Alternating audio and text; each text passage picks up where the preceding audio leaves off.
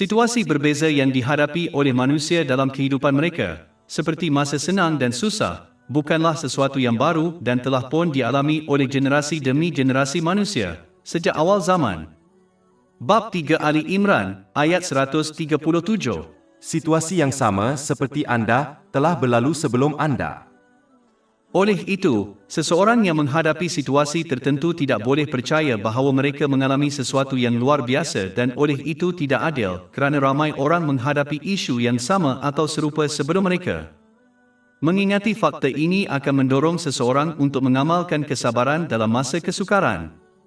Kesabaran melibatkan mengelakkan mengeluh dengan ucapan atau tindakan seseorang dan tetap teguh pada ketaatan kepada Allah yang Maha Agung, percaya bahawa Dia hanya memilih yang terbaik untuk mereka, walaupun ini tidak jelas bagi mereka. Surah 2 Al-Baqarah, ayat 216. Tetapi boleh jadi kamu membenci sesuatu padahal ia amat baik bagimu, dan boleh jadi kamu menyukai sesuatu padahal ia amat buruk bagimu. Dan Allah mengetahui, sedang kamu tidak mengetahui. Bab 3 Ali Imran, ayat 137. Situasi yang sama seperti Anda telah berlalu sebelum Anda. Ini juga menunjukkan bahawa ujian hidup di dunia ini sentiasa sama sepanjang zaman. Ujian ini melibatkan sama ada seseorang itu menggunakan nikmat yang telah dikurniakan dengan betul atau tidak supaya mereka mencapai ketenangan jiwa dan kejayaan di kedua-dua dunia. Bab 67 Al-Mulk, ayat 2. Dia yang menjadikan mati dan hidup untuk menguji kamu. Siapa di antara kamu yang lebih baik amalnya? Orang yang lulus ujian ini akan mencapai ketenangan fikiran dengan memperoleh keadaan mental dan fizikal yang seimbang dan dengan meletakkan segala-galanya dan setiap orang dengan betul dalam kehidupan mereka sambil menyediakan secukupnya untuk pertanggungjawaban mereka pada hari penghakiman. Oleh itu, seseorang itu hendaklah menerima dan beramal dengan syiar Islam untuk kepentingan dirinya, walaupun bercanggah dengan hawa nafsunya. Mereka mesti berkelakuan sebagai pesakit yang bijak yang menerima dan bertindak atas nasihat perubatan doktor mereka kerana mengetahui yang terbaik untuk mereka, walaupun mereka diberi ubat pahit dan pelan diet yang ketat. Begitu juga pesakit yang bijak ini akan mencapai kesihatan mental dan fizikal yang baik. Begitu juga orang yang menerima dan beramal dengan ajaran Islam. Bab 16 An-Nahl, ayat 97. Barang siapa yang mengerjakan amal saleh, baik laki-laki maupun perempuan dalam keadaan beriman, maka sesungguhnya akan kami berikan kepadanya kehidupan yang baik dan sesungguhnya akan kami beri balasan kepada mereka dengan pahala yang lebih baik dari apa yang telah mereka kerjakan. Ini kerana satu-satunya yang mempunyai pengetahuan yang diperlukan untuk memastikan seseorang mencapai keadaan mental dan fizikal yang seimbang dan meletakkan segala-galanya dan setiap orang dalam kehidupan mereka dengan betul adalah Allah, yang Maha Tinggi. Pengetahuan tentang keadaan mental dan fizikal manusia yang dimiliki oleh masyarakat tidak akan pernah cukup untuk mencapai hasil ini, walaupun semua penyelidikan yang telah dijalankan, kerana mereka tidak dapat menyelesaikan setiap isu yang boleh dihadapi seseorang dalam kehidupan mereka. Nasihat mereka tidak boleh menyebabkan seseorang mengelakkan semua jenis tekanan mental dan fizikal dan nasihat mereka juga tidak boleh menyebabkan seseorang meletakkan segala-galanya dengan betul dalam kehidupan mereka, kerana pengetahuan, pengalaman, pandangan jauh yang terhad dan disebabkan oleh berat sebelah. Hanya Allah Ta'ala yang memiliki ilmu ini dan Dia telah menganugerahkannya kepada manusia dalam bentuk Al-Quran dan hadis Nabi Muhammad, selawat dan salam ke atasnya.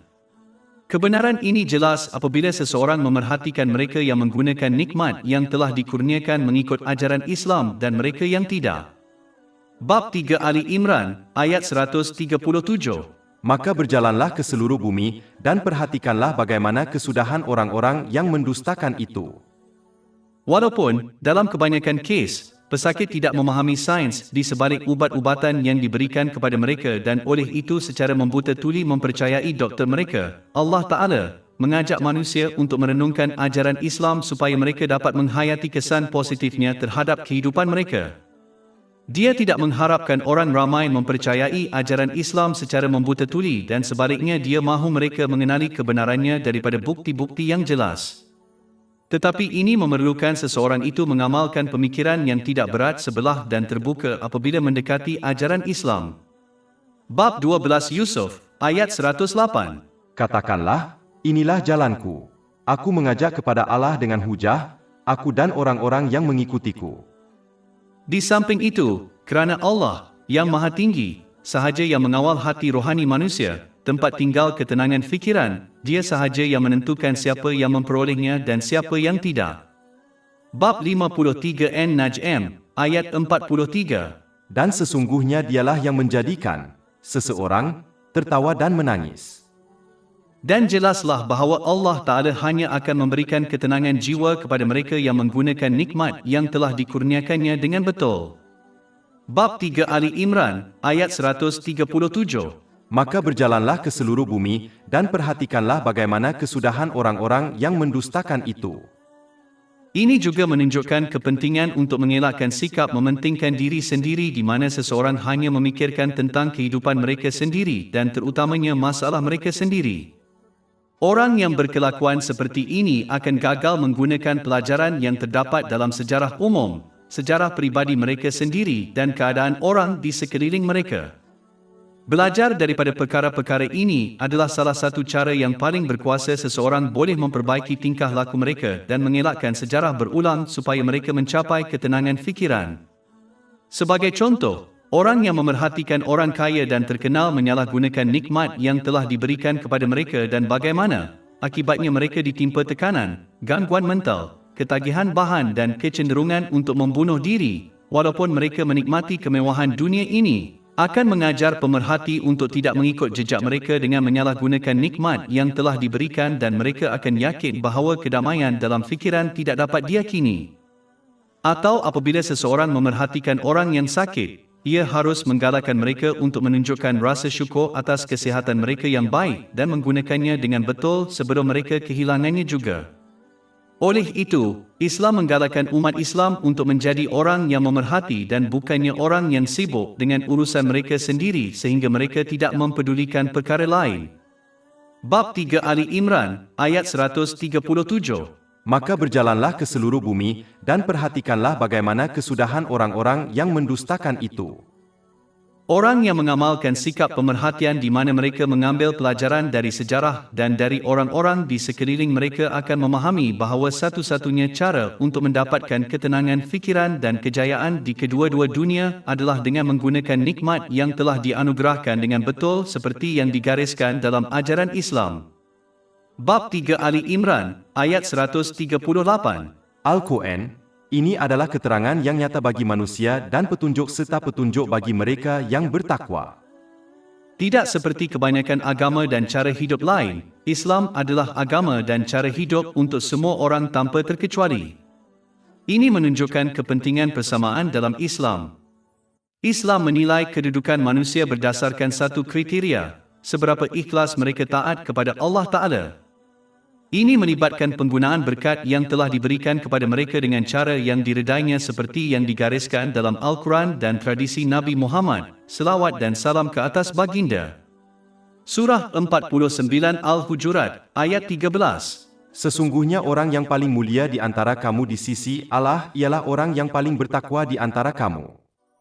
Semua piawaian lain untuk menilai status orang tidak mempunyai nilai, seperti jantina, etnik dan kelas sosial, dan mesti diabaikan oleh umat Islam jika tidak, ia menimbulkan perkauman dan perpecahan di kalangan negara Islam. Adalah penting untuk diperhatikan bahawa kerana niat seseorang itu tersembunyi daripada orang lain, mereka tidak boleh menilai orang lain sebagai lebih baik daripada orang lain berdasarkan perbuatan zahir dan oleh itu mesti menahan diri daripada membuat dakwaan tentang status orang lain atau diri mereka sendiri, kerana Allah Ta'ala sahaja yang mengetahui niat, ucapan dan tindakan semua orang. Bab 53 An-Najm, ayat 32. Maka janganlah kamu mendakwa diri kamu suci. Dia lebih mengetahui siapa yang takut kepadanya. Bab 3 Ali Imran, ayat 138. Al-Quran, ini adalah keterangan yang jelas bagi semua manusia. Di samping itu, kerana Al-Quran membincangkan sifat manusia, ajarannya terpakai kepada semua orang tanpa mengira lokasi, jantina, umur, latar belakang sosial atau masa mereka hidup. Hanya apabila sifat dan intipati manusia berubah, Al-Quran tidak lagi terpakai kepada mereka. Tetapi kerana ini tidak mungkin, kerana sifat manusia adalah abadi, begitu juga ajaran Al-Quran dan lanjutan, tradisi Nabi Muhammad, selawat dan salam ke atasnya. Sebagai contoh, perasaan marah, tamak, benci, cinta dan dengki tidak lekang oleh waktu sebagaimana yang telah dialami oleh manusia sejak awal zaman dan akan terus dialami oleh manusia hingga ke akhir zaman. Keupayaan untuk membincangkan sifat abadi manusia dengan sendirinya adalah mukjizat Al-Quran yang tidak dapat ditandingi oleh agama atau cara hidup lain. Tetapi seperti peta jalan hanya akan membawa seseorang ke destinasi yang diingini, Al-Quran hanya boleh membimbing mereka yang mengamalkannya. Bab 3 Ali Imran, ayat 138. Dan petunjuk serta petunjuk. Oleh itu, membaca Al-Quran dalam bahasa yang tidak difahami tidak akan membawa kepada petunjuk yang betul. Seseorang itu hendaklah berusaha dengan ikhlas untuk memahami dan melaksanakan ajarannya agar mendapat hidayah yang benar supaya mencapai ketenangan jiwa melalui setiap situasi dengan menggunakan nikmat yang dikurniakan dengan betul. Tetapi seperti yang ditunjukkan oleh ayat 138, hanya mereka yang takut kepada Allah, yang Maha Tinggi, dan akibat daripada menderhaka kepadanya akan melaksanakan ajaran Islam secara praktikal. Bab 3 Ali Imran, ayat 138. Dan petunjuk serta pengajaran bagi mereka yang bertakwa. Seseorang boleh mengamalkan rasa takut kepada Allah, yang Maha Mulia, dan takut akan akibat daripada tindakan mereka dengan mengkaji bukti-bukti yang jelas dan bukti-bukti yang terdapat dalam ajaran Islam yang membincangkan kesudahan orang yang taat kepadanya dan mereka yang tidak. Di samping itu, kajian ini akan menguatkan keimanan seseorang kepada keesaan Allah, yang Maha Tinggi, penguasaan penuhnya ke atas alam semesta dan tidak dapat dielakkan pertanggungjawaban seseorang pada hari kiamat. Dan, seperti yang dibincangkan sebelum ini juga dicapai apabila seseorang memerhatikan pilihan hidup orang lain dan sama ada ia membawa mereka kepada ketenangan fikiran di dunia ini atau tidak. Apabila seseorang memerhatikan orang lain menyalahgunakan nikmat yang telah mereka berikan, mereka akan melihat dengan jelas bagaimana ini membawa mereka kepada keadaan mental dan fizikal yang tidak seimbang dan bagaimana ia menyebabkan mereka tersalah letak segala-galanya dan semua orang dalam kehidupan mereka. Akibatnya, mereka ini mengalami gangguan mental, seperti kemurungan, ketagihan bahan dan kecenderungan untuk membunuh diri, walaupun mereka menikmati kemewahan duniawi.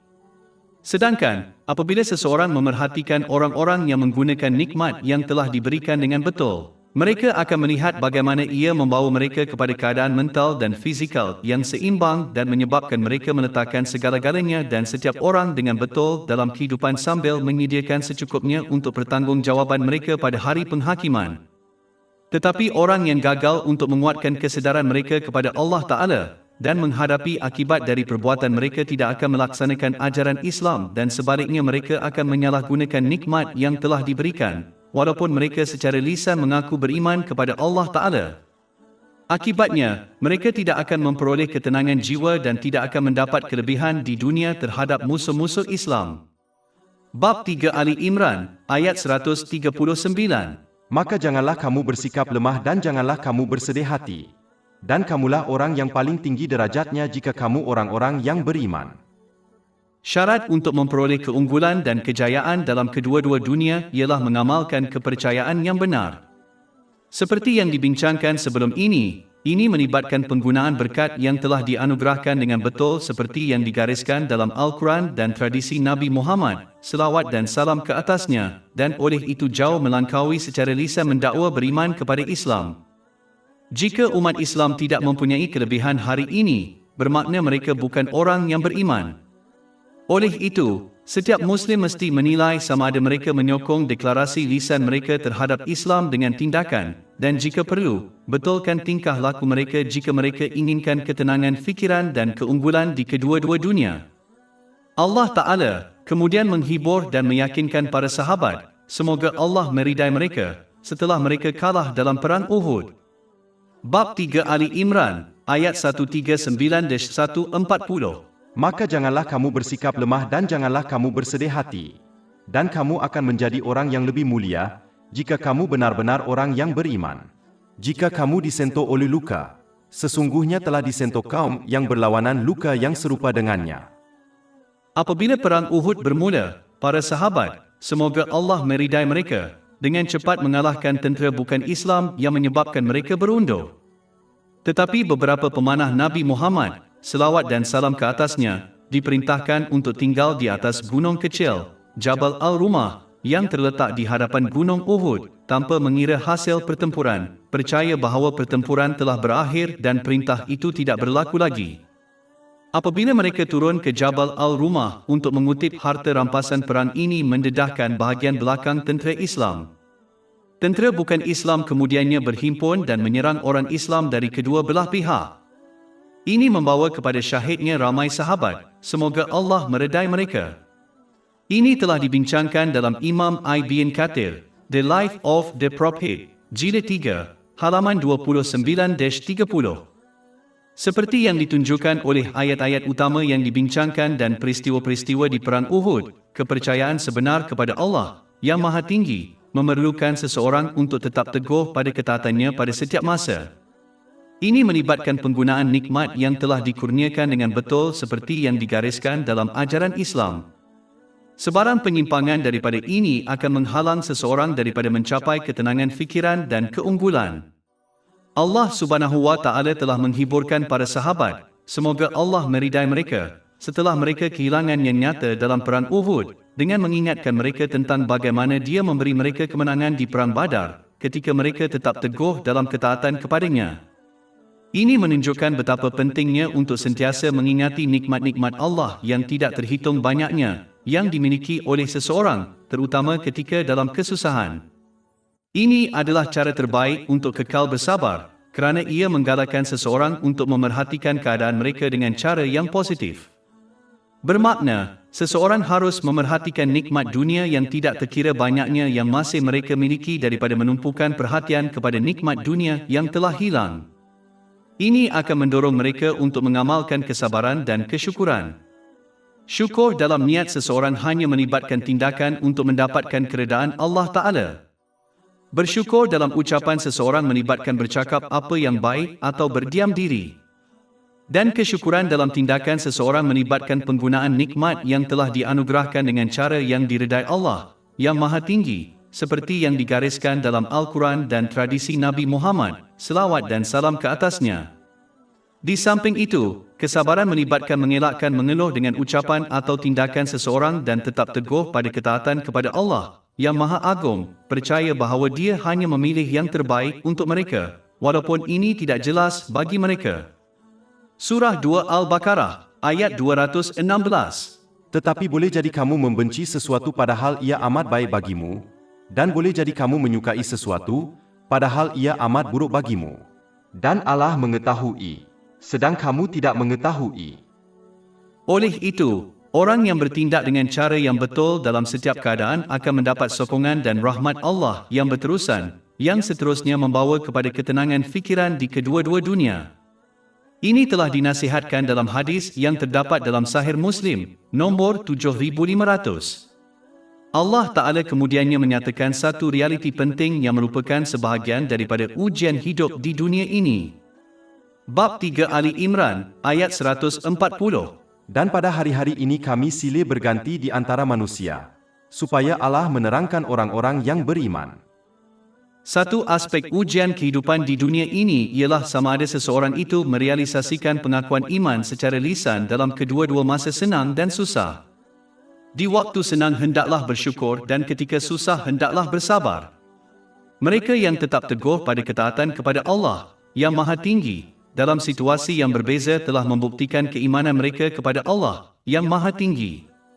Sedangkan orang-orang yang meninggalkan ketaatan kepada Allah Ta'ala, apabila hawa nafsunya bercanggah, membuktikan mereka hanya menyembah dirinya sendiri, walaupun mereka mendakwa sebaliknya. Surah 25 Al-Furqan, ayat 43. Adakah kamu melihat orang yang menjadikan keinginannya sebagai Tuhannya sendiri? Dan surah 22 Al-Hajj, ayat 11. Dan di antara manusia ada orang yang menyembah Allah di tepinya. Jika dia disentuh oleh kebaikan, dia menjadi tenang dengannya. Tetapi jika dia ditimpa cobaan, dia berpaling mukanya. Dia telah kehilangan dunia dan akhirat. Skim kerugian yang nyata. Setiap kali orang ini menghadapi masa senang, bukannya menunjukkan rasa syukur kepada Allah Ta'ala, dengan menggunakan nikmat yang telah diberikan dengan betul seperti yang digariskan dalam ajaran Islam, mereka menyalahgunakannya. Dan setiap kali mereka menghadapi masa-masa kesukaran, bukannya mengambil kesabaran, mereka secara lisan dan fizikal mengeluh kepada Allah Ta'ala dan enggan mentaatinya. Inilah orang munafik yang Allah dedahkan melalui pelbagai situasi yang mereka hadapi. Oleh itu, seseorang mesti mengelakkan tingkah laku ini dan sebaliknya tetap teguh dalam mentaati Allah yang Maha Tinggi dalam setiap keadaan. Pada waktu senang, mereka hendaklah menzahirkan rasa syukur dengan menggunakan nikmat yang telah dikurniakan dengan betul sebagaimana yang digariskan dalam ajaran Islam. Dan dalam masa kesukaran, mereka mesti bersabar dengan mengelakkan mengeluh melalui ucapan dan tindakan mereka dan sebaliknya terus mentaati Allah yang Maha Agung, mengetahui bahawa Dia hanya memilih yang terbaik untuk mereka, walaupun ini tidak jelas bagi mereka. Surah 2 Al-Baqarah, ayat 216. Tetapi boleh jadi kamu membenci sesuatu padahal ia amat baik bagimu, dan boleh jadi kamu menyukai sesuatu, padahal ia amat buruk bagimu. Dan Allah mengetahui, sedang kamu tidak mengetahui. Dalam kes-kes peperangan, Allah Ta'ala memilih orang-orang tertentu untuk dimuliakan dengan mati syahid agar mereka menjadi teladan bagi orang lain untuk mengikuti jejak langkah mereka yang melibatkan usaha dalam ketaatan kepada Allah Ta'ala, walaupun dengan mengorbankan nyawa seseorang. Dan pada masa yang sama Dia mendedahkan orang-orang yang zalim yang membunuh orang-orang yang mentaati Allah, yang Maha Tinggi, dengan itu menjamin hukuman mereka di kedua-dua dunia. Bab 3 Ali Imran, ayat 140. Kami silih berganti di antara manusia supaya Allah menerangkan orang-orang yang beriman dan memberi orang-orang yang mati syahid di antara kamu, dan Allah tidak menyukai orang-orang yang zalim. Di samping itu, orang-orang yang zalim yang disebutkan dalam ayat ini juga termasuk mereka yang gagal merealisasikan pengakuan lisan mereka terhadap Islam apabila keinginan mereka bercanggah. Orang yang zalim juga boleh merujuk kepada orang-orang munafik yang berpaling daripada berperang di Perang Uhud. Apabila Nabi Muhammad, selawat dan salam ke atasnya, meninggalkan Madinah untuk menghadapi musuh di Uhud, pada mulanya pemimpin munafik Abdullah bin Ubay bersetuju untuk mengambil bahagian dalam peperangan dengan rakyatnya. Ketika mereka menghampiri Uhud, Abdullah bin Ubay berundur dengan 300 orangnya dan tentera Islam ditinggalkan dengan 700 orang menentang tentera bukan Islam seramai 3,000 orang. Dia menggunakan fakta bahawa Nabi Muhammad, selawat dan salam ke atasnya, tidak mengikut saranannya untuk berperang di dalam Madinah sebagai alasan untuk berundur bersama kroninya. Alasan yang buruk bagi seseorang yang mengaku sebagai seorang Muslim, seseorang yang mesti mentaati Nabi Muhammad, selawat dan salam ke atasnya, setiap masa. Selain itu, jika dia menentang rancangan itu dia boleh tinggal di Madinah tetapi sebaliknya dia memilih untuk mengiringi tentera hingga ke Uhud dan sementara musuh dapat memerhatikan mereka, dia meninggalkan tentera Islam untuk melemahkan tekad orang Islam dan menguatkan keazaman tentera bukan Islam. Ini telah dibincangkan dalam Imam Ibn Kathir, The Life of the Prophet, jilid 3, halaman 16-17 dan dalam Imam Safi Ur-Rahman, The Sa'alid Nektar, halaman 250-251. Aspek kemunafikan ialah apabila seseorang secara lisan menunjukkan sokongan kepada orang lain dan projek baik mereka seperti membina masjid tetapi apabila tiba masanya untuk mengambil bahagian dalam projek itu seperti menderma kekayaan mereka seolah-olah hilang. Begitu juga, apabila orang menghadapi masa yang baik mereka secara lisan menyokong mereka mengingatkan orang lain tentang kesetiaan mereka kepada mereka. Tetapi ketika rakyat menghadapi kesukaran, orang munafik ini tidak memberikan sokongan emosi atau fizikal. Sebaliknya mereka mengkritik mereka. Inilah sikap orang-orang munafik pada zaman Nabi Muhammad, selawat dan salam ke atasnya. Bab 4 An-Nisa, ayat 62. Maka bagaimana kejadian apabila mereka ditimpa musibah disebabkan perbuatan tangan mereka sendiri, kemudian mereka datang kepadamu sambil bersumpah dengan nama Allah, kami tidak lain hanyalah berkehendak dan tempat tinggal yang baik. Oleh itu, adalah penting bagi umat Islam untuk menyokong pengisytiharan iman mereka secara lisan dengan memenuhi hak Allah, yang Maha Mulia, dan manusia. Sesiapa yang gagal melakukan ini akan mendapati bahawa pernyataan iman mereka secara lisan sangat sedikit di sisi Allah Ta'ala. Ini kerana iman adalah seperti tumbuhan yang mesti dipupuk dengan amalan ketaatan untuk berkembang. Sama seperti tumbuhan yang gagal mendapat khasiat, seperti cahaya matahari, akan gagal berkembang dan mungkin mati. Iman seseorang yang gagal memeliharanya dengan tindakan ketaatan tidak akan berkembang dan berada dalam bahaya yang serius untuk mati. Ini adalah kerugian terbesar. Bab 61 As-Saf, ayat 2-3. Wahai orang-orang yang beriman, mengapa kamu mengatakan apa yang tidak kamu kerjakan? Amat besar kebencian di sisi Allah ialah kamu mengatakan apa yang tidak kamu kerjakan. Allah, yang Maha Tinggi, juga menyucikan umat Islam secara rohani melalui kesukaran. Bab 3 Ali Imran, ayat 141. Dan agar Allah membersihkan orang-orang yang beriman dengan ujian. Penyucian rohani ini termasuk menghapuskan dosa-dosa kecil mereka melalui kesukaran yang mereka hadapi. Sebenarnya, Nabi Muhammad, selawat dan salam ke atasnya, telah menasihati dalam hadis yang terdapat dalam Imam Bukhari, Adab Al-Mufrad, nombor 492, bahawa seorang Muslim tidak menghadapi sebarang jenis kesulitan fizikal, tanpa mengira saiznya, seperti tertusuk duri, atau sebarang kesulitan emosi, seperti tekanan, kecuali Allah yang Maha Agung menghapuskan dosa mereka. Tetapi untuk menerima pahala ini seseorang mesti menunjukkan kesabaran dari permulaan kesukaran sehingga akhir hayat mereka. Ini telah ditunjukkan dalam hadis yang terdapat dalam Sunan An-Nasai, nombor 1870. Menerima takdir dengan berlalunya masa bukanlah kesabaran, ia hanyalah penerimaan yang dialami oleh orang yang paling tidak sabar sekalipun. Berpegang teguh pada ketaatan kepada Allah Ta'ala, dari awal kesulitan hingga kematian adalah kesabaran yang diharapkan jika ingin mendapatkan pahala di kedua dunia. Seseorang harus selalu ingat bahawa menghadapi kesulitan yang menghapuskan dosa-dosa kecil mereka adalah jauh lebih baik daripada menghadapi pertanggungjawaban mereka pada hari kiamat dengan dosa-dosa kecil mereka.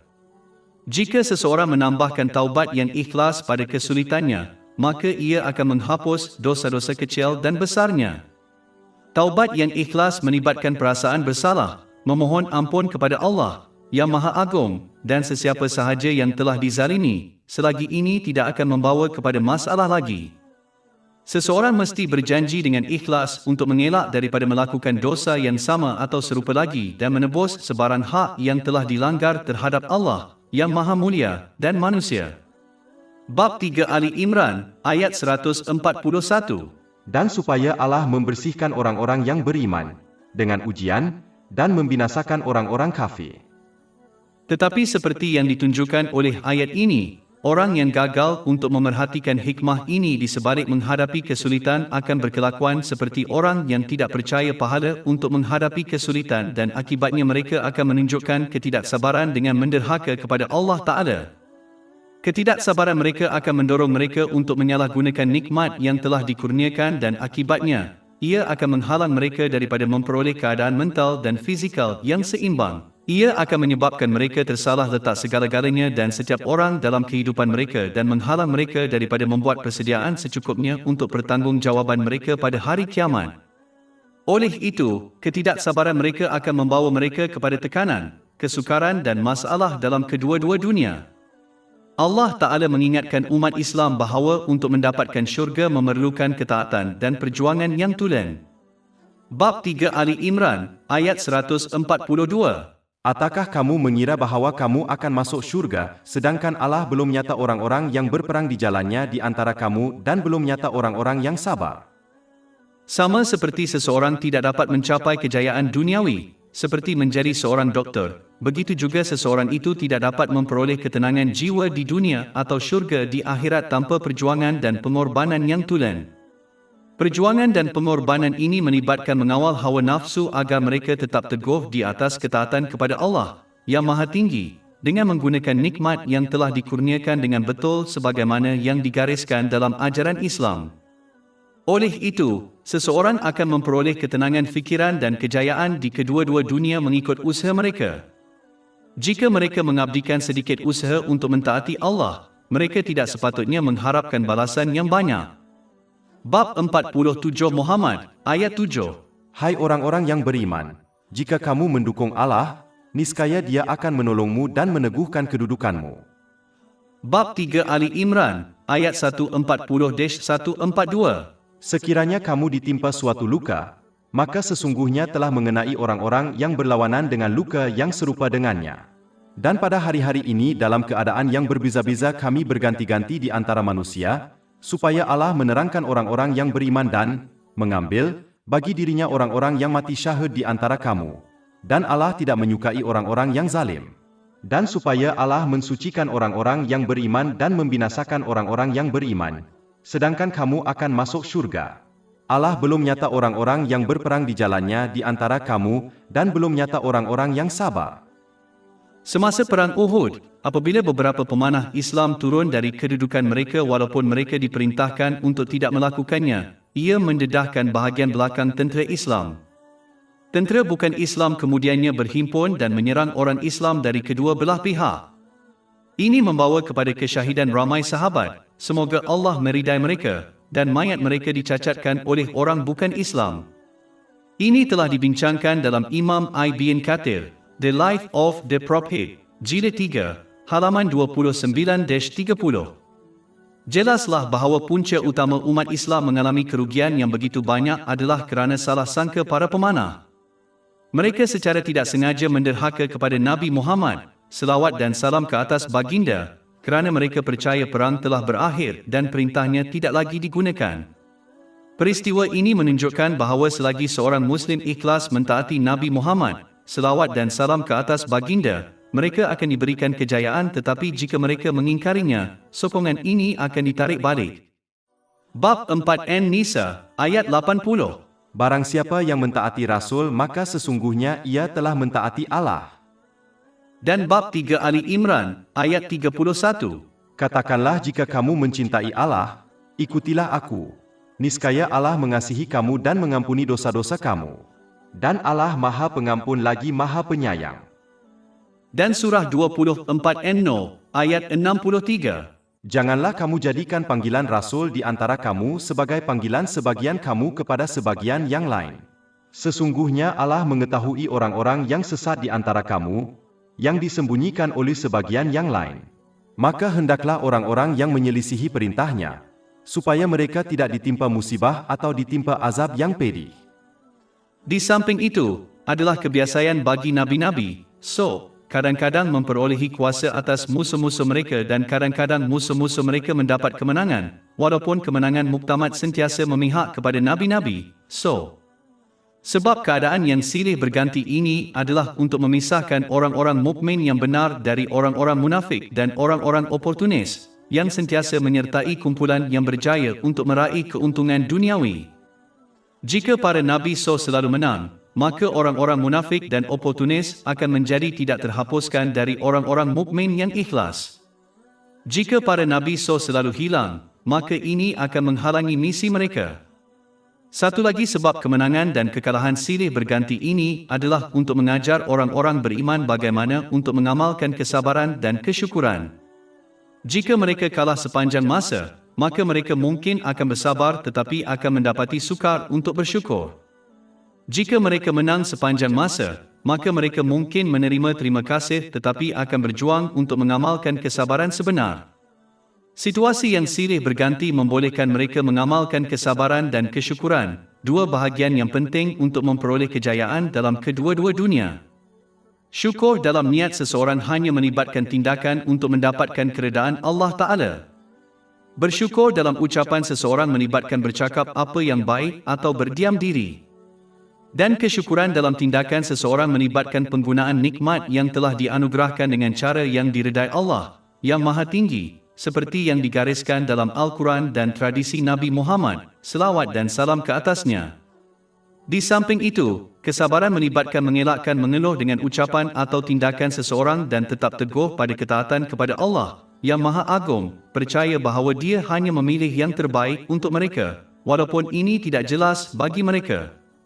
Surah 2 Al-Baqarah, ayat 216. Tetapi boleh jadi kamu membenci sesuatu padahal ia amat baik bagimu, dan boleh jadi kamu menyukai sesuatu, padahal ia amat buruk bagimu.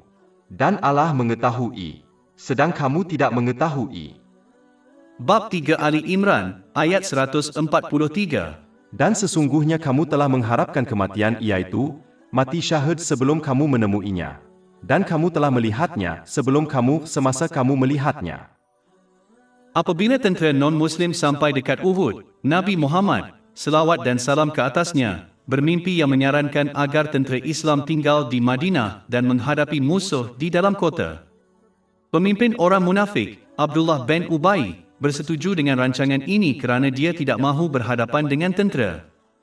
Tetapi para sahabat muda, semoga Allah meridai mereka, yang tidak menyaksikan perang Badar, terus mendesaknya untuk maju ke hadapan dan menemui tentera bukan Islam di Uhud, yang akhirnya dia bersetuju.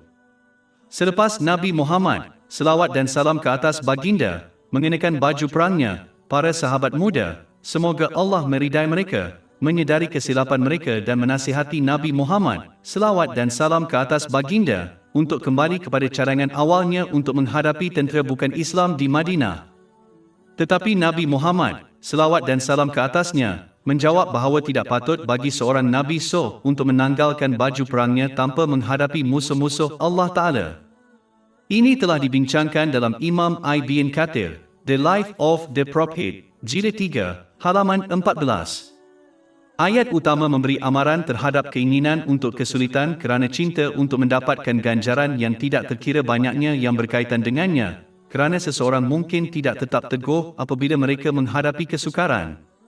Sebaliknya, seseorang harus mengikuti nasihat Nabi Muhammad, selawat dan salam ke atasnya, dengan selalu berdoa dan menginginkan kemudahan dan keselamatan, tetapi jika mereka menghadapi kesulitan, maka mereka harus tetap teguh di atas ketaatan kepada Allah Ta'ala. Ini telah dinasihatkan dalam hadis yang terdapat dalam Sahih Bukhari, nombor 2966. Di samping itu, Nabi Muhammad, selawat dan salam ke atasnya, tidak mengubah keputusannya sebelum perang Uhud, walaupun mimpinya menunjukkan bahawa tinggal di Madinah lebih diutamakan, kerana baginda ingin menunjukkan contoh yang baik kepada semua pemimpin hingga akhir zaman. Pemimpin yang baik tidak berkelakuan tidak pasti dengan menukar arahan mereka tanpa alasan yang munasabah, seperti mendapatkan maklumat baru mengenai musuh. Berkelakuan seperti ini hanya akan menyebabkan askar hilang keyakinan terhadap ketua mereka, yang merupakan sesuatu yang amat berbahaya semasa perang. Oleh itu, Nabi Muhammad, selawat dan salam ke atasnya, tetap berpegang teguh pada perintahnya untuk keluar ke Uhud. Secara umumnya, seseorang itu harus mengamalkan sikap yang kuat dalam kehidupan di mana mereka tetap teguh pada keputusan duniawi dan agama mereka yang sah dan hanya berubah haluan kerana bukti dan pengetahuan. Orang yang mengamalkan sikap tidak pasti tidak akan komited sepenuhnya terhadap sebarang keputusan yang mereka buat. Dengan itu kehilangan beberapa faedah yang mungkin mereka perolehi dengan komited sepenuhnya dan berdedikasi terhadap keputusan mereka. Di samping itu, orang ini akan sentiasa melihat ke belakang, walaupun mereka tidak dapat mengubah sejarah, yang akan menghalang mereka daripada melihat ke hadapan dan mendapat manfaat daripada peluang dan situasi semasa mereka. Ayat berikut berkaitan dengan dua peristiwa terkenal dalam sejarah Islam. Bab 3 Ali Imran, ayat 144. Muhammad itu tidak lain hanyalah seorang rasul. Telah berlalu sebelum dia rasul-rasul. Maka jika dia mati atau terbunuh, apakah kamu akan berbalik ke belakang? Dan barang siapa yang berbalik ke belakang, dia tidak akan membahayakan Allah sedikitpun. Tetapi Allah akan memberi balasan kepada orang-orang yang bersyukur. Kejadian, apabila mereka ditimpa musibah disebabkan perbuatan tangan mereka sendiri, kemudian mereka datang kepadamu sambil bersumpah dengan nama Allah. Kami tidak lain hanyalah berkehendak dan tempat tinggal yang baik. Apabila beberapa pemanah Islam meninggalkan kedudukan mereka semasa perang Uhud, tentera bukan Islam berkumpul dan menyerang orang Islam dari kedua-dua belah pihak. Kekeliruan dan kekacauan bertambah apabila terdengar suara-suara yang mendakwa Nabi Muhammad, selawat dan salam ke atasnya, telah syahid. Ini menyebabkan beberapa sahabat, semoga Allah meridai mereka, kehilangan harapan kerana kekuatan dan inspirasi mereka telah mati syahid. Tetapi seorang sahabat, Anas bin Nadir, semoga Allah meridainya, mengisytiharkan bahawa walaupun Nabi Muhammad, selawat dan salam ke atasnya, telah mati syahid, Allah yang maha tinggi, maha hidup dan tidak boleh mati. Oleh itu, mereka harus terus berjuang untuk apa yang diperjuangkan oleh Nabi Muhammad, selawat dan salam ke atasnya. Anas bin Nadir radhiyallahu anhu terus berjuang hingga beliau syahid. Ini telah dibincangkan dalam Imam Ibn Kathir, The Life of the Prophet, jilid 3, halaman 29-31. Begitu juga Ali bin Abu Talib, semoga Allah meridainya, percaya bahawa tidak ada sebab untuk hidup tanpa Nabi Muhammad, selawat dan salam ke atasnya, maka dia mematahkan sarung pedangnya dan terus berperang sehingga dia melihat Nabi Muhammad, selawat dan salam ke atasnya. Dia terus melindunginya sehingga mereka berundur. Ini telah dibincangkan dalam Imam Muhammad S. Salabi S. Ali bin Abi Talib, jilid 1, halaman 163-164. Sungguh pun Nabi Muhammad, selawat dan salam ke atasnya, tidak secara fizikal di kalangan umat Islam hari ini. Mereka mesti terus berusaha untuk apa yang beliau perjuangkan dengan menjadi duta Islam yang sebenar. Cara terbaik untuk mencapai ini adalah dengan mempelajari dan bertindak berdasarkan ajaran Al-Quran dan tradisi Nabi Muhammad, selawat dan salam ke atasnya, agar seseorang itu mengamalkan dan menunjukkan akhlak Islam yang sebenar kepada dunia luar. Ini akan menggalakkan orang Islam dan bukan Islam lain untuk belajar tentang Islam apabila mereka memerhatikan tingkah laku baik orang Islam dan ketenangan fikiran yang telah diberikan. Tetapi sekiranya seseorang itu gagal mempelajari dan bertindak mengikut ajaran Islam, maka mereka akan mengamalkan sifat-sifat negatif, seperti hasad dengki, bangga dan tamak. Perwatakan buruk mereka akan mematahkan semangat orang Islam dan bukan Islam lain daripada Islam. Memandangkan mewakili Islam dengan betul adalah kewajipan ke atas semua orang Islam. Setiap orang akan bertanggungjawab di kedua-dua dunia. Akhirnya, menunaikan kewajipan sebagai duta Islam akan memastikan seseorang itu bersatu dengan Nabi Muhammad, selawat dan salam ke atasnya, di akhirat kelak. Sedangkan, orang yang tetap melakukan kemaksiatan kepada Allah Ta'ala, dengan menyalahgunakan nikmat yang telah diberikan kepada mereka, tidak akan bersatu dengan Nabi Muhammad, selawat dan salam ke atasnya, kerana mereka tidak secara praktis mengikutinya di dunia ini. Adalah wajar untuk memahami bahawa jika seseorang mengambil jalan yang berbeza dari yang lain, mereka berdua tidak akan bersatu di penghujung perjalanan mereka. Kita mesti ingat bahawa walaupun bangsa-bangsa terdahulu mengaku mengasihi dan menghormati nabi-nabi mereka, namun mereka tidak akan bersatu dengan mereka di akhirat kerana mereka tidak mengikuti mereka secara praktikal di dunia ini. Peristiwa kedua ayat 144 disambungkan ialah ketika Nabi Muhammad, selawat dan salam ke atasnya, wafat. Selepas Nabi Muhammad, selawat dan salam ke atasnya, wafat, penduduk Madinah mengalami kegelisahan dan kekeliruan yang besar. Disebabkan kesedihan yang mendalam, setiap orang memberikan reaksi yang berbeza terhadap kematian Nabi Muhammad. Umar bin Khattab, semoga Allah meridainya, pada mulanya enggan mempercayainya dan mendakwa bahawa Nabi Muhammad, selawat dan salam ke atasnya, telah pergi menziarahi Allah Ta'ala dan akan kembali, seperti Nabi Musa AS telah membuat janji dengan Allah Ta'ala dan akibatnya meninggalkan umatnya selama 40 hari. Ketika Abu Bakar Siddiq radhiyallahu anhu, dia sampai kepada orang-orang di Masjid Nabi Muhammad, selawat dan salam ke atasnya. Dia membaca surah 3 Ali Imran, ayat 144. Muhammad itu tidak lain hanyalah seorang rasul. Telah berlalu sebelum dia rasul-rasul. Maka jika dia mati atau terbunuh, apakah kamu akan berbalik ke belakang? Dan barang siapa yang berbalik ke belakang, dia tidak akan membahayakan Allah sedikitpun. Tetapi Allah akan memberi balasan kepada orang-orang yang bersyukur. Dan kemudian berkata yang berikut, Allah, yang Maha Mulia, menghidupkan Nabi Muhammad, selawat dan salam ke atasnya, dan memeliharanya sehingga dia menegakkan agama Allah, yang Maha Tinggi, menjelaskan perintah Allah yang Maha Tinggi, dengan jelas, menyampaikan risalahnya dan berperang di jalannya. Selepas itu Allah yang Maha Tinggi, membawanya kepadanya dan tidak meninggalkan tanda-tanda Allah yang nyata kepadamu, dan tidak ada tanda-tanda yang jelas bagimu di atas jalan Allah. Yang Maha Mulia, hendaklah mengetahui bahawa Allah, yang Maha Tinggi, itu hidup dan tidak akan mati agamanya, yang Maha Tinggi, adalah di antara kita, ia adalah cahaya dan penawar, dengannya Allah, yang Maha Tinggi, telah memberi petunjuk kepada Nabi Muhammad, Nabi Muhammad, selawat dan salam ke atasnya. Ini telah dibincangkan dalam Imam Ibn Kathir, The Life of the Prophet, Jilid 4, halaman 348-349. Selepas Abu Bakar berkata kepada orang ramai, mereka semua menerima kebenaran. Umar RA berasa pening dan jatuh ke tanah dan akhirnya menerima bahawa Nabi Muhammad, selawat dan salam ke atasnya, sebenarnya telah wafat.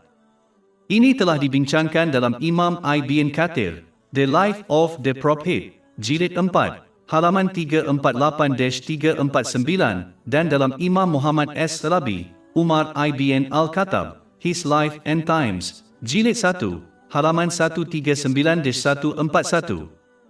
Bab 3 Ali Imran, ayat 144.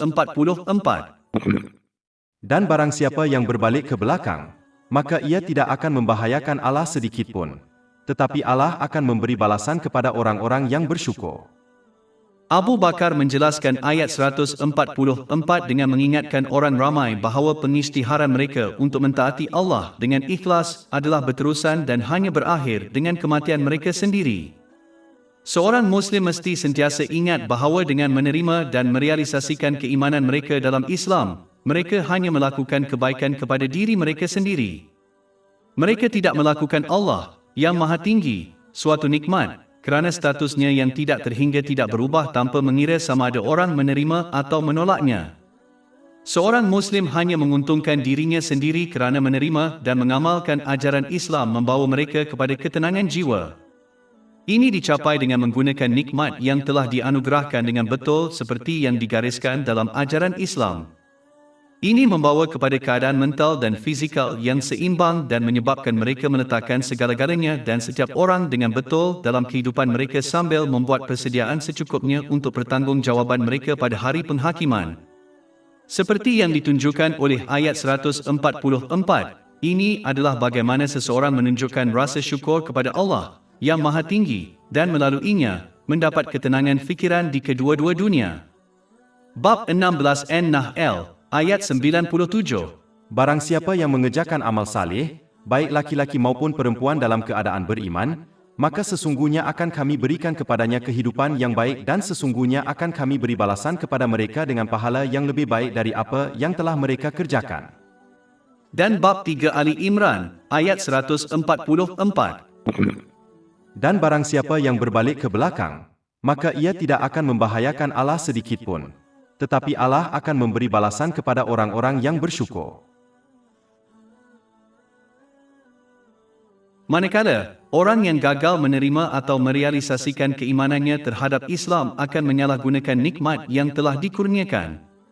Ini akan menghalang mereka daripada mencapai keadaan mental dan fizikal yang seimbang. Ia akan menyebabkan mereka salah menempatkan segala-galanya dan setiap orang dalam kehidupan mereka dan menghalang mereka daripada membuat persediaan secukupnya untuk pertanggungjawaban mereka pada hari penghakiman. Ini akan menghalang mereka daripada mencapai ketenangan fikiran. Oleh itu, seseorang itu hendaklah menerima dan beramal dengan syiar Islam untuk kepentingan dirinya, walaupun bercanggah dengan hawa nafsunya. Mereka mesti berkelakuan sebagai pesakit yang bijak yang menerima dan bertindak atas nasihat perubatan doktor mereka kerana mengetahui yang terbaik untuk mereka, walaupun mereka diberi ubat pahit dan pelan diet yang ketat. Begitu juga pesakit yang bijak ini akan mencapai kesihatan mental dan fizikal yang baik. Begitu juga orang yang menerima dan beramal dengan ajaran Islam. Sihab 3 Ali Imran, ayat 144. Dan barang siapa yang berbalik ke belakang, maka ia tidak akan membahayakan Allah sedikitpun, tetapi Allah akan memberi balasan kepada orang-orang yang bersyukur. Seperti yang dibincangkan sebelum ini, bersyukur dalam niat seseorang hanya melibatkan tindakan untuk mendapatkan keredaan Allah Ta'ala. Bersyukur dalam ucapan seseorang melibatkan bercakap apa yang baik atau berdiam diri. Dan kesyukuran dalam tindakan seseorang melibatkan penggunaan nikmat yang telah dianugerahkan dengan cara yang diredai Allah, yang Maha Tinggi, seperti yang digariskan dalam Al-Quran dan tradisi Nabi Muhammad, selawat dan salam ke atasnya. Orang yang merangkumi semua aspek kesyukuran akan bertambah pahala, rahmat dan ketenangan jiwa di kedua-dua dunia. Bab 14 Ibrahim, ayat 7. Jika kamu bersyukur, nescaya aku akan menambah nikmat kepada kamu. Allah Ta'ala kemudian mendorong para sahabat, semoga Allah meridai mereka, untuk memerangi musuh-musuh mereka demi melindungi Islam dengan mengingatkan mereka tentang kematian yang tidak dapat dielakkan dan bagaimana ia tidak dapat diubah atau dihindari oleh kelakuan seseorang. Oleh itu, tidak masuk akal untuk mengelakkan ketaatan kepada Allah, kerana ini tidak akan meningkatkan kehidupan seseorang atau rezeki yang mereka perolehi di dunia ini. Bab 3 Ali Imran, ayat 145. Dan tidaklah mungkin seseorang itu mati melainkan dengan izin Allah dengan ketetapan yang telah ditetapkan. Secara umumnya, kerana masa kematian seseorang tidak diketahui dan tetap, seseorang mesti memanfaatkan masa yang telah diberikan sebelum ia habis. Surah 63 Al-Munafikun, ayat 10-11. Dan belanjakanlah, di jalan Allah, sebagian dari apa yang telah kami berikan kepadamu sebelum kematian datang kepada salah seorang di antara kamu. Lalu dia berkata, "Ya Tuhanku, kiranya engkau menangguhkan kematianku sedikit waktu lagi, sehingga aku dapat bersedekah dan aku termasuk orang-orang yang saleh." Dan Allah sekali-kali tidak akan menunda-nunda seseorang apabila telah datang waktunya. Dan Allah Maha mengetahui apa yang kamu kerjakan. Orang yang paling rugi ialah orang yang menyalahgunakan nikmat yang telah diberikan kepada mereka dan akibatnya mereka tidak mencapai keadaan mental dan fizikal yang seimbang. Mereka melesetkan segala-galanya dan setiap orang dalam kehidupan mereka dan gagal mempersiapkan diri dengan secukupnya untuk pertanggungjawaban mereka pada hari kiamat, walaupun mereka memiliki kemewahan duniawi. Hasil ini jelas apabila seseorang memerhatikan orang kaya dan terkenal yang menyalahgunakan nikmat yang telah diberikan kepada mereka dan bagaimana akibatnya mereka mengalami masalah mental yang serius, seperti kemurungan, ketagihan bahan dan kecenderungan untuk membunuh diri. 18 Al-Kahfi, ayat 103-104. Katakanlah, apakah akan kami beritahukan kepadamu tentang orang-orang yang paling rugi amal perbuatannya? Iaitu orang-orang yang sia-sia usahanya dalam kehidupan duniawi, sedangkan mereka menyangka bahawa mereka telah melakukan pekerjaan dengan baik. Sedangkan, orang yang ikhlas mentaati Allah Ta'ala, dengan menggunakan nikmat yang telah dianugerahkan dengan benar sebagaimana yang digariskan dalam ajaran Islam, akan memperoleh pahala terbesar yang diperoleh di dunia ini, ketenangan jiwa. Bab 3 Ali Imran, ayat 145. Dan sesiapa yang menghendaki pahala dunia, kami akan berikan kepadanya pahala dunia. Orang yang mentaati Allah, yang Maha Tinggi, akan memastikan mereka memperoleh keadaan mental dan fizikal yang seimbang dan meletakkan segala-galanya dan setiap orang dengan betul dalam kehidupan mereka sambil mempersiapkan diri dengan secukupnya untuk pertanggungjawaban mereka pada hari penghakiman. Bab 3 Ali Imran, ayat 145. Dan sesiapa yang menghendaki pahala akhirat, kami berikan kepadanya pahala akhirat itu dan kami beri balasan kepada orang-orang yang bersyukur. Untuk membantu seseorang dalam matlamat penting ini, mereka harus berusaha untuk mencapai iman yang kuat. Iman yang kuat adalah penting untuk diperolehi kerana ia memastikan seseorang tetap teguh dalam ketaatan kepada Allah, yang Maha Agung, melalui setiap keadaan, sama ada ketika senang atau susah. Iman yang kuat diperoleh apabila seseorang mempelajari dan bertindak berdasarkan bukti-bukti dan bukti-bukti yang jelas yang terdapat dalam Al-Quran dan hadis-hadis Nabi Muhammad, selawat dan salam ke atasnya, yang menjelaskan betapa taat kepada Allah Ta'ala dengan ikhlas membawa kepada ketenangan jiwa di kedua-dua dunia. Sebaliknya, orang yang tidak mengetahui ajaran Islam akan memperoleh iman yang lemah. Orang ini akan mudah menderhaka kepada Allah, yang Maha Tinggi, apabila keinginan mereka bertentangan kerana mereka gagal memerhatikan bagaimana meninggalkan keinginan mereka dan sebaliknya mentaati Allah, yang Maha Tinggi, membawa kepada ketenangan fikiran di kedua-dua dunia. Oleh itu, seseorang itu mesti memperoleh kepastian iman melalui pembelajaran dan amalkan ilmu Islam agar mereka tetap teguh di atas ketaatan kepada Allah Ta'ala sepanjang masa. Ini melibatkan penggunaan nikmat yang telah dianugerahkan dengan betul, seperti yang digariskan dalam ajaran Islam. Ini akan memastikan mereka memperoleh ketenangan fikiran di kedua-dua dunia, melalui memperoleh keadaan mental dan fizikal yang seimbang dan dengan meletakkan semua orang dan segala-galanya dengan betul dalam kehidupan mereka. Bab 3 Ali Imran, ayat 145. Dan sesiapa yang menghendaki pahala dunia, kami berikan kepadanya pahala dunia itu, dan sesiapa yang menghendaki pahala akhirat, kami berikan kepadanya pahala dunia itu dan kami akan memberi balasan kepada orang-orang yang bersyukur. Seseorang tidak boleh tertipu dengan mempercayai bahawa memperolehi nikmat dunia, seperti kekayaan dan status sosial, adalah tanda cinta ilahi. Allah Subhanahu wa Ta'ala mengurniakan perkara dunia kepada setiap orang sebagai ujian.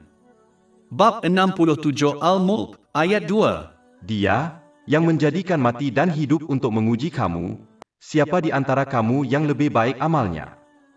Ujian hidup melibatkan sama ada seseorang itu akan menggunakan nikmat yang dikurniakan dengan betul atau tidak seperti yang digariskan dalam ajaran Islam.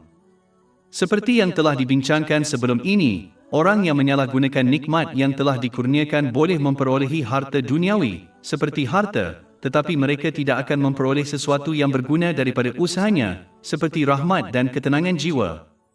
Surah 23 Al-Muminun, ayat 55-56. Apakah mereka menyangka bahawa harta dan anak-anak yang kami berikan kepada mereka, adakah kerana kami segerakan untuk mereka kebaikan-kebaikan? Bahkan mereka tidak menyedarinya. Sesiapa yang berusaha untuk melepasi ujian hidup dengan menzahirkan rasa syukur kepada Allah Subhanahu wa Ta'ala dengan menggunakan nikmat yang dikurniakan dengan betul, akan memperoleh rahmat, keberkatan dan ketenangan jiwa di kedua-dua dunia.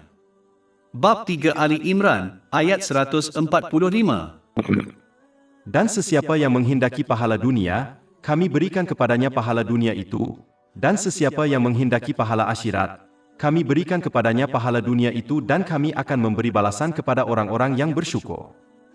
Di samping itu, ia adalah sebahagian daripada rahmat Allah yang tidak terhingga, yang Dia meletakkan ketenangan fikiran di kedua-dua dunia dalam satu perkara, dengan betul menggunakan nikmat yang telah dianugerahkan seperti yang digariskan dalam ajaran Islam. Dia boleh meletakkan mencapai ketenangan fikiran di dunia ini dalam tata kelakuan yang berbeza daripada mencapai ketenangan fikiran di akhirat. Ini akan memaksa seseorang untuk memilih antara ketenangan jiwa di dunia atau ketenangan jiwa di akhirat. Bermakna, mereka tidak akan dapat mencapai ketenangan fikiran di kedua-dua dunia. Mereka akan terpaksa mengorbankan ketenangan fikiran di satu tempat tinggal demi mendapatkan ketenangan fikiran di tempat tinggal yang lain. Oleh itu, seseorang itu tidak boleh tertipu dengan mempercayai bahawa mencapai ketenangan jiwa di akhirat bermakna mengorbankan ketenangan jiwa di dunia. Jika seseorang itu gagal memahami kebenaran ini, mereka akan mudah mengabaikan persiapan untuk akhirat kerana takut tidak akan mencapai ketenangan jiwa di dunia ini. Akibatnya, mereka tidak akan mencapai ketenangan jiwa di dunia atau di akhirat kerana mereka akan menyalahgunakan nikmat yang telah diberikan. Seseorang mesti mengelakkan perangkap iblis ini dan sebaliknya memahami bahawa ketenangan fikiran di kedua-dua dunia terletak pada satu perkara, dengan ikhlas mentaati Allah yang Maha Tinggi, dengan menggunakan nikmat yang telah dianugerahkan dengan betul seperti yang digariskan dalam ajaran Islam. Bab 3 Ali Imran, ayat 145. Dan sesiapa yang menghendaki pahala dunia, kami berikan kepadanya pahala dunia itu, dan sesiapa yang menghendaki pahala akhirat, kami berikan kepadanya pahala dunia itu dan kami akan memberi balasan kepada orang-orang yang bersyukur. Ayat ini juga menunjukkan bahawa kerana Allah, yang Maha Tinggi, mengawal kedua-dua nikmat dunia dan akhirat, seseorang tidak akan memperoleh apa-apa kebaikan di dunia atau di akhirat melalui kemaksiatannya. Sesiapa yang ikhlas mentaati Allah Ta'ala, dengan menggunakan nikmat yang telah dikurniakan dengan betul sebagaimana yang digariskan dalam ajaran Islam, akan mendapati bahawa segala yang dianugerahkan kepada mereka di dunia dan di akhirat menjadi sumber keselesaan dan ketenangan bagi mereka.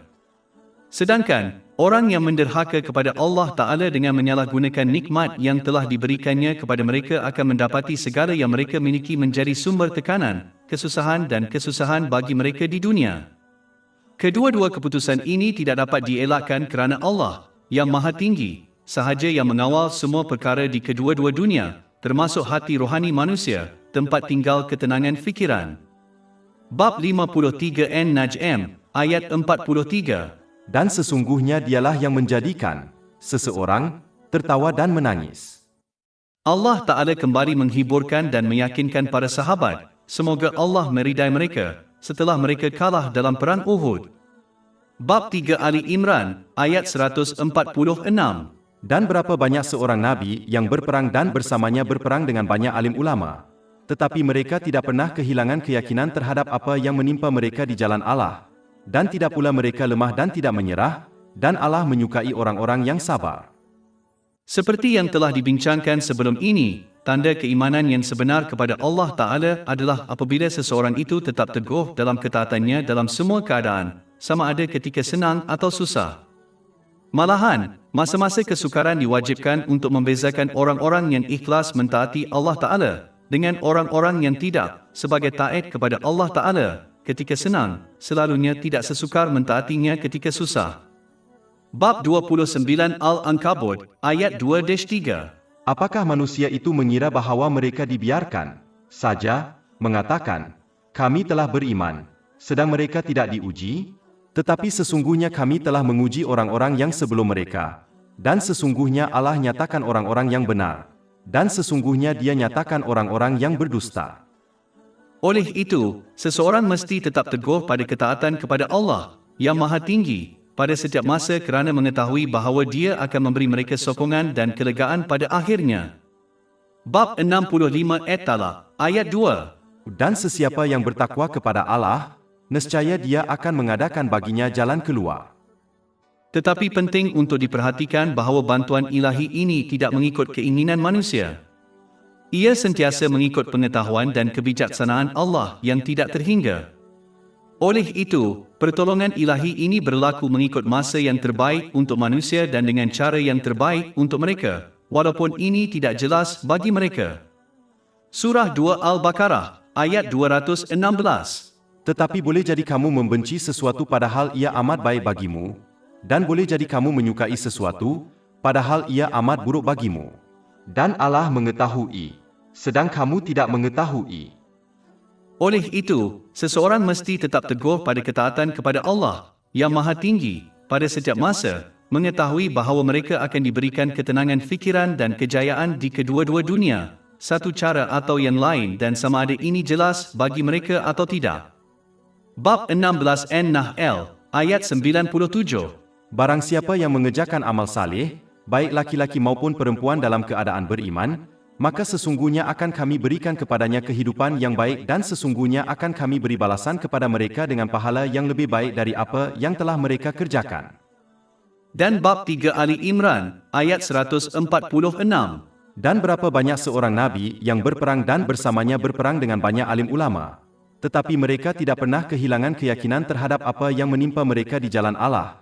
Dan tidak pula mereka lemah dan tidak menyerah, dan Allah menyukai orang-orang yang sabar. Ayat ini juga menunjukkan konsep penting yang membantu seseorang untuk terus bersabar. Apabila seseorang menghadapi sebaran kesulitan, mereka harus ingat bahawa ramai orang sebelum mereka telah menghadapi kesukaran yang sama atau serupa. Memahami realiti ini akan mendorong seseorang untuk terus bersabar kerana mereka akan ingat bahawa diuji di dunia ini adalah prinsip dan realiti kehidupan di dunia ini yang semua manusia telah hadapi dan akan terus hadapi hingga ke akhir zaman. Secara umumnya, kesabaran melibatkan mengelakkan mengeluh dengan ucapan atau tindakan seseorang dan tetap teguh pada ketaatan kepada Allah yang Maha Agung, percaya bahawa Dia hanya memilih yang terbaik untuk mereka, walaupun ini tidak jelas bagi mereka. Surah 2 Al-Baqarah, ayat 216. Tetapi boleh jadi kamu membenci sesuatu padahal ia amat baik bagimu, dan boleh jadi kamu menyukai sesuatu padahal ia amat buruk bagimu. Dan Allah mengetahui, sedang kamu tidak mengetahui. Bab 3 Ali Imran, ayat 146. Dan berapa banyak seorang nabi berperang dalam peperangan dan bersamanya berperang banyak alim ulama. Ayat ini menunjukkan bahawa tetap teguh dalam ketaatan kepada Allah yang Maha Tinggi memerlukan kepastian iman yang diperolehi dengan memperoleh dan mengamalkan ilmu ketuhanan. Seperti yang dibincangkan sebelum ini, iman yang kuat adalah penting untuk diperolehi kerana ia memastikan seseorang itu kekal teguh pada ketaatan kepada Allah yang Maha Agung melalui setiap keadaan, sama ada masa senang atau susah. Iman yang kuat diperoleh apabila seseorang mempelajari dan bertindak berdasarkan bukti-bukti dan bukti-bukti yang jelas yang terdapat dalam Al-Quran dan hadis-hadis Nabi Muhammad, selawat dan salam ke atasnya, yang menjelaskan betapa taat kepada Allah Ta'ala dengan ikhlas membawa kepada ketenangan jiwa di kedua-dua dunia. Sebaliknya, orang yang tidak mengetahui ajaran Islam akan memperoleh iman yang lemah. Orang ini akan mudah menderhaka kepada Allah yang Maha Tinggi apabila keinginannya bercanggah kerana mereka gagal memerhatikan bagaimana meninggalkan keinginan mereka dan sebaliknya mentaati Allah yang Maha Tinggi membawa kepada ketenangan fikiran di kedua-dua dunia. Oleh itu, seseorang itu mesti memperoleh kepastian iman melalui pembelajaran dan amalkan ilmu Islam agar mereka tetap teguh di atas ketaatan kepada Allah Ta'ala sepanjang masa. Ini melibatkan penggunaan nikmat yang telah dianugerahkan dengan betul, seperti yang digariskan dalam ajaran Islam. Ini akan memastikan mereka memperoleh ketenangan fikiran di kedua-dua dunia, melalui memperoleh keadaan mental dan fizikal yang seimbang dan dengan meletakkan semua orang dan segala-galanya dengan betul dalam kehidupan mereka. Bab 3 Ali Imran, ayat 146-147. Banyaklah ulama berperang, tetapi mereka tidak pernah kehilangan keyakinan disebabkan apa yang menimpa mereka di jalan Allah, dan tidak pula mereka lemah dan tidak menyerah diri. Dan Allah mengasihi orang-orang yang sabar. Dan tidak lain perkataan mereka, "Ya Tuhan kami, ampunilah dosa-dosa kami dan tindakan-tindakan yang berlebih-lebihan dalam urusan kami dan teguhkanlah pendirian kami terhadap orang-orang yang kafir." Ayat-ayat ini menunjukkan prinsip penting yang sering diabaikan oleh umat Islam. Walaupun berdoa kepada Allah Ta'ala adalah aspek penting dalam Islam, adalah penting untuk memahami bahawa doa hanya akan benar-benar berguna apabila seseorang melakukan tindakan ketaatan, kerana setiap doa dalam Al-Quran, seperti yang satu ini dan yang terdapat dalam tradisi Nabi Muhammad, selawat dan salam ke atasnya, disertai dengan tindakan ketaatan kepada Allah yang Maha Tinggi. Di samping itu, setiap doa dalam Al-Quran dilakukan oleh seseorang yang berdedikasi untuk melakukan ketaatan. Mereka berusaha sepanjang hidup mereka dalam menggunakan nikmat yang telah diberikan kepada mereka dengan cara yang diredai Allah Ta'ala. Ini menunjukkan pentingnya memahami bahawa doa hanya benar-benar berkesan apabila ia digabungkan dengan tindakan ketaatan. Malangnya, ramai orang Islam telah mengamalkan sikap malas di mana mereka pandai melakukan doa tetapi tidak akan mentaati Allah Ta'ala. Ini kerana memohon kepada Allah Ta'ala memerlukan tenaga, masa dan tidak ada sumber lain seperti harta. Jelaslah dari ajaran Islam dan kehidupan Nabi Muhammad, selawat dan salam ke atasnya, bahawa doa dimaksudkan untuk disokong dengan tindakan ketaatan agar berkesan. Setiap langkah dalam kehidupan Nabi Muhammad, selawat dan salam ke atas baginda, dan kehidupan para sahabatnya, semoga Allah meridai mereka, jelas menunjukkan bagaimana mereka secara fizikal mentaati Allah yang Maha Agung, dengan menggunakan nikmat yang dikurniakan dengan betul seperti yang digariskan dalam ajaran Islam. Mereka tidak hanya berdoa untuk kelegaan atau kemenangan sambil enggan bertindak dengan cara yang diredai Allah Ta'ala. Sebuah hadis yang terdapat dalam Jami' at-Tirmizi, nombor 3499, jelas menunjukkan bahawa dua waktu istimewa dalam satu hari doa yang dikabulkan secara positif oleh Allah yang Maha Tinggi, kedua-duanya berkaitan dengan tindakan ketaatan. Kali pertama adalah sejurus selepas solat fardu dan yang kedua adalah pada bahagian akhir malam, ketika seseorang itu harus menunaikan solat sunat malam. Di samping itu, ayat berikut jelas menunjukkan bahawa doa mesti disokong dengan tindakan ketaatan agar lengkap dan berkesan. Bab 35 Fatih, ayat 10. Kepadanyalah naik perkataan yang baik, dan amal yang soleh mengangkatnya. Dan surah 2 Al-Baqarah, ayat 186. Sesungguhnya aku dekat. Aku mengabulkan permohonan orang yang berdoa apabila dia berdoa kepadaku. Maka hendaklah mereka menyahut seruanku, dengan ketaatan dan beriman kepadaku agar mereka mendapat petunjuk. Gagal untuk memahami bahawa doa mesti disokong oleh tindakan fizikal ketaatan kepada Allah yang Maha Tinggi adalah sebab utama mengapa keadaan umat Islam tidak berubah secara positif, kerana seseorang mesti mengubah niat, ucapan dan tindakan mereka untuk mencipta perubahan positif dalam kehidupan mereka. Bab 13 Ar-Radi, ayat 11. Sesungguhnya Allah tidak akan mengubah keadaan sesuatu kaum sehingga mereka mengubah keadaan yang ada pada diri mereka sendiri. Di samping itu, seseorang mesti menggunakan sumber yang ada kepada mereka, seperti tenaga mereka, untuk mencipta perubahan positif dalam kehidupan mereka dan mereka tidak boleh bergantung semata-mata pada doa. Sebagai contoh, orang yang menghadapi masalah perkahwinan mesti mengambil langkah-langkah praktikal untuk menyelesaikan masalah dan menggabungkannya dengan memohon pertolongan kepada Allah Ta'ala. Mereka tidak boleh bersikap malas dengan mengelak daripada mengambil langkah-langkah praktikal untuk menyelesaikan masalah yang mereka hadapi sambil hanya bergantung pada doa mereka kepada Allah Ta'ala. Seperti yang telah dijelaskan, sikap pasif dan tidak betul ini bercanggah dengan ajaran Islam. Seperti yang ditunjukkan oleh ayat 148, hanya apabila seseorang menyokong doa dan pengakuan lisan mereka tentang keimanan kepada Allah yang Maha Agung melalui tindakan fizikal ketaatan, dengan menggunakan nikmat yang telah diberikan dengan betul seperti yang digariskan dalam ajaran Islam, mereka akan mendapat ketenangan jiwa di kedua-dua dunia. Bab 3 Ali Imran, ayat 148. Maka Allah memberikan kepada mereka pahala dunia dan pahala akhirat yang baik. Dan Allah menyukai orang-orang yang berbuat kebaikan.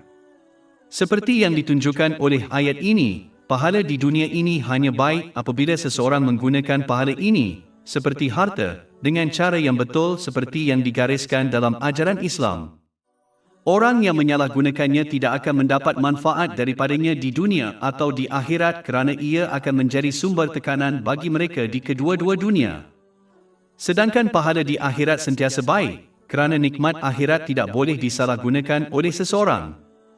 Di samping itu, penting untuk diperhatikan bahawa kasih sayang Allah Ta'ala diberikan kepada mereka yang melakukan kebaikan.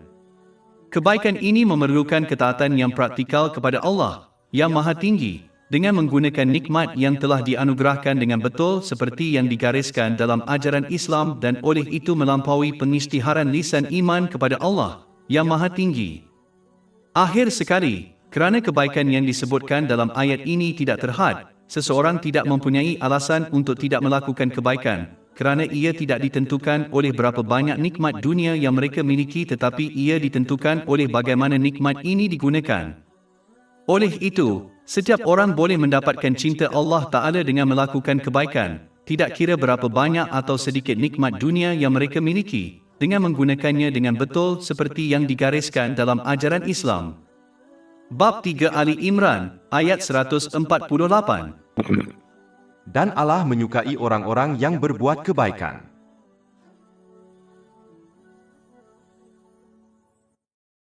Lebih 500 e-buku, buku audio, maklumat grafik, podcast dan blog percuma tersedia di tapak web kami, www.shekpot.com.